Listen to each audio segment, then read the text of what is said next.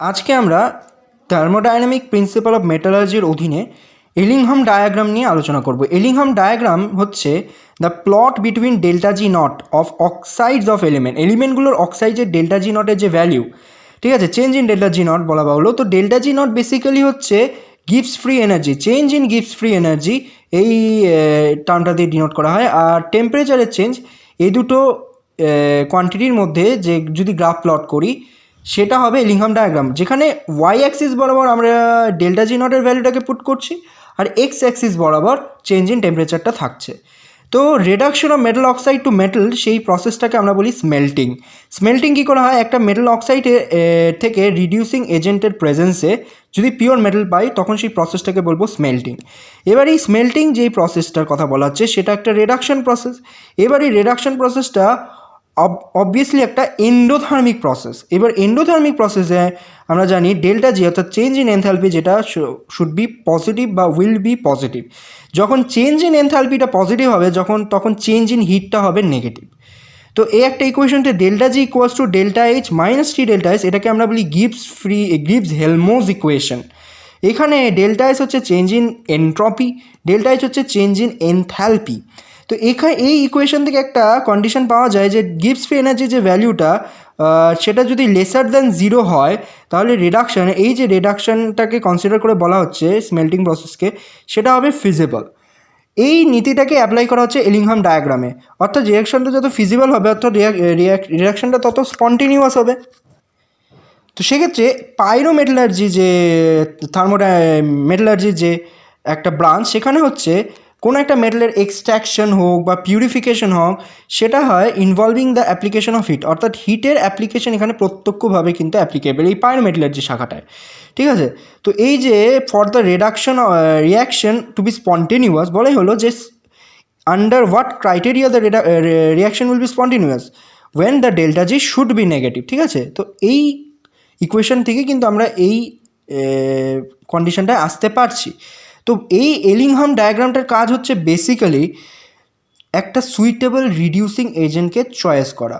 এই যে metal oxide থেকে আমি যে মেটাল পাচ্ছি এটাতে রিডিউসিং এজেন্টের প্রেজেন্স হচ্ছে, এই রিডিউসিং এজেন্টটা যত ভালো হবে তত তাড়াতাড়ি মেটালটা পাবো এবং তত পিওর মেটাল পাবো।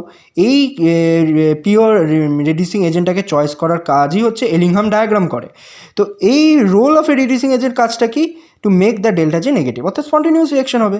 তো দুটো রিয়াকশন যদি আমি কনসিডার করি, আয়রন কী করে পাচ্ছি, আয়রন 2, ঠিক আছে। আয়রনকে যদি আমি বার্ন করছি তাহলে আয়রন প্লাস হাফ অক্সিজেন পাচ্ছি। এখানে ধরলাম ডেল্টা জির ভ্যালু দেওয়া আছে পজিটিভে, যেটা +40, অর্থাৎ not feasible. Carbon plus half O2 নিয়ে কার্বন মনোক্সাইড হচ্ছে সেকেন্ড রিয়াকশনটা।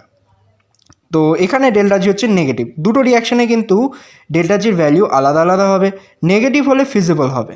তো এই দুটোকে যদি অ্যাড করা হয় তাহলে হাফ O2 ক্যান্সেল হয়ে এখানে শুধু এই দুটো রিয়াক্টেন্টে থাকছে ফেরাস অক্সাইড প্লাস কার্বন, আর প্রোডাক্ট হিসেবে পাচ্ছি আয়রন প্লাস কার্বন মনোক্সাইড।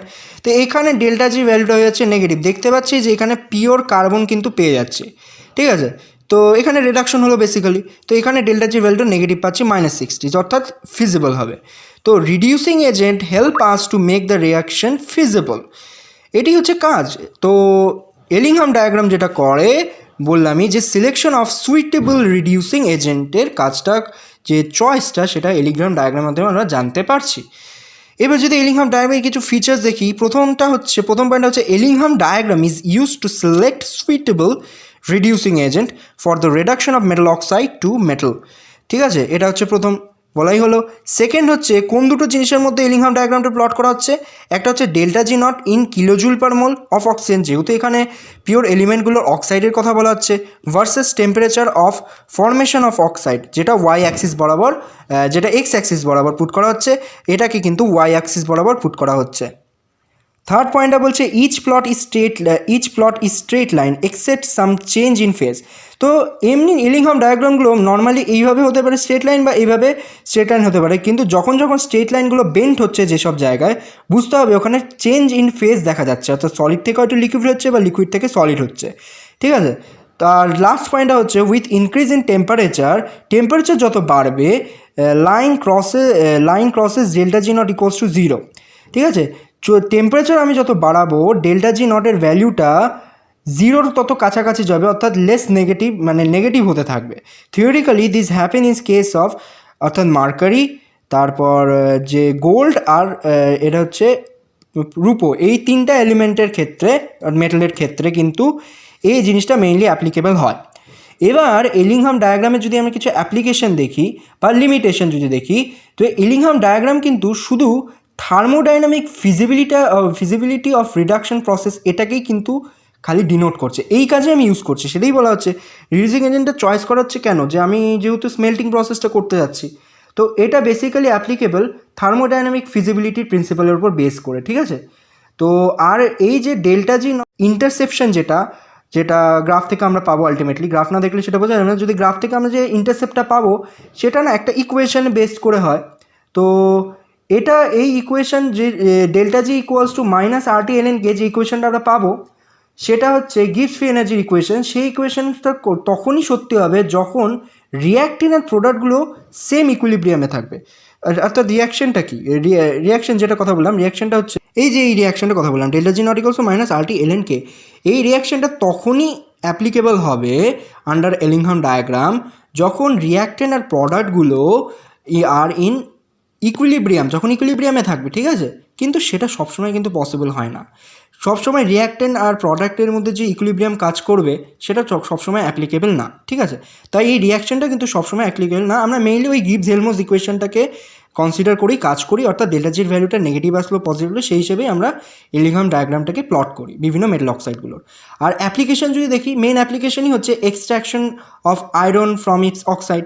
তো এটাই হচ্ছে এলিংহাম ডায়াগ্রামের মেন পারপাস যেটা বলা যায়, বা সোল পারপাস যেটাকে আরও ভালোভাবে বললে। তো এই হচ্ছে এলিংহাম ডায়াগ্রামের বেসিক কনসেপ্টগুলো।